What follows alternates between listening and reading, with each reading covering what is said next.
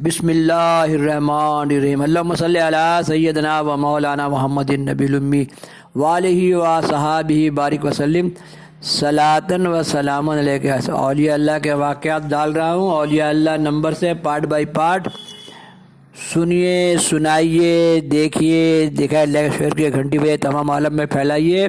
19,000 زبان میں ڈالیے، اپنی مادری زبان میں ڈالیے۔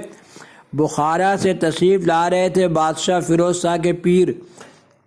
بادشاہ نے ان کی پیشوائی کو نکل کھڑا ہوا اور سونی پت سے آگے کنور تک ان کے استقبال کو پہنچ گیا۔ بادشاہ اپنے پیر و مشکل دیکھتے ہی ادب سے جھک گیا اور مسافر کو بڑھے ہوئے ہاتھوں کو بوسہ دیتے ہوئے کہا، حضرت کی تشریف آوری کا کس زبان سے شکر ادا کروں؟ کیا یہ گنہگار مقصد تشریف آوری سے آگاہ کیا جائے گا؟ مخدوم جلال الدین بخاری نے دنیا داری اور آداب سلطانی کا خیال کیے بغیر جواب دیا، سلطان اوچ کے آس پاس کے لوگ مالیے کی رقم دہلی پہنچانے میں قباحت اور دشواری محسوس کرتے ہیں۔ بادشاہ نے التجا آموز لہجے میں کہا، پھر جیسا حضور والا حکم دیں اس پر عمل کیا جائے۔ مخدوم جلال الدین بخاری نے جواب دیا، ہم چاہتے ہیں کہ دہلی اور اوچ کے درمیان ایک نیا شہر بسایا جائے اور شاہی مالیہ اس نئے شہر میں جمع کرایا جائے۔ بادشاہ کو سرند کا واقعہ یاد آ گیا۔ معنی خیز ہنستے ہوئے کہا، حضرت آپ کے حکم کی تعمیل کی جائے گی اور سرند میں ایک نئی آبادی بسا دی جائے گی۔ چنانچہ بادشاہ نے اسی وقت خواجہ فتح الدین نامی مقرب خاص کو 2,000 سوار دے کے حکم دیا، سرند کی آباد کاری اور قلعے کی تعمیر کا کام فوراً شروع کر دیا جائے۔ دیکھیے کیسے پیر کا حکم بجا لاتے ہیں لوگ۔ آدمی بولے گا ایر پیر علی الی اوس گوس کیا ہوتا ہے؟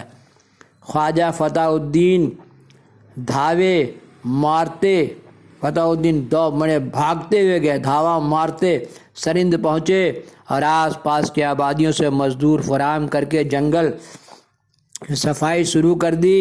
ان میں بہت سے آدمیوں کو فوجیوں نے بیگار میں پکڑ کے کام سے لگا دیا۔ سب کو آدمی لوگوں کو پکڑ کام میں لگایا۔ ان سب کے ذمے پہلا کام تھا قلعے کی تعمیر۔ ہزاروں آدمی قلعے کے فصیل صبح سے شام تک تعمیر کرتے اور جب دوسرے دن صبح پھر وہاں پہنچتے تو وہ فصیل منہدم ہو چکی ہوتی۔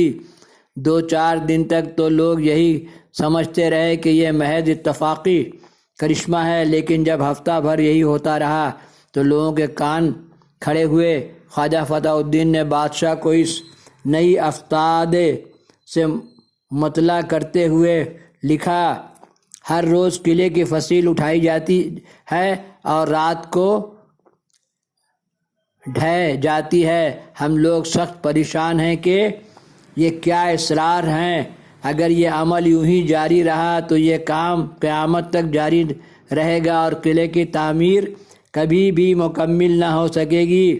حضرت والا نے التماس ہے کہ وہ اپنے اعلیٰ قدر مشورے اور تدبیر عالی سے بندگان خدا کو سرفراز فرمائیں کہ یہ کام انجام کو پہنچے، ورنہ یہاں وقت ضائع کرنے کا کوئی نتیجہ نہ نکلے گا۔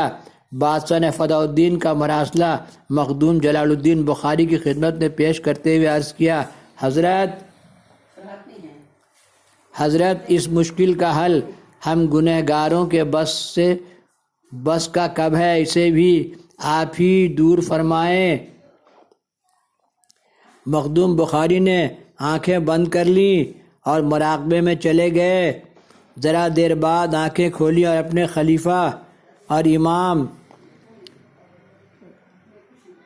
امام نماز رفیع الدین کو طلب کیا۔ جب وہ آ گئے تو انہیں حکم دیا، رفیع الدین اپنے بھائی خواجہ فتح الدین کے پاس سرند تم جاؤ اور اپنی نگرانی میں قلعے کی تعمیر کا کام انجام دو۔ رفیع الدین بھی اس مشکل سے آگاہ ہو چکے تھے کیونکہ خواجہ فضاء الدین ان کے حقیقی بڑے بھائی تھے، اور انہوں نے رفیع الدین کو سب کچھ پہلے ہی سے بتا رکھا تھا۔ یہاں سے ڈالیں گے پارٹ 4۔ میرے ساتھ پڑھنا سیکھیے اور 19,000 زبان میں ڈالیے۔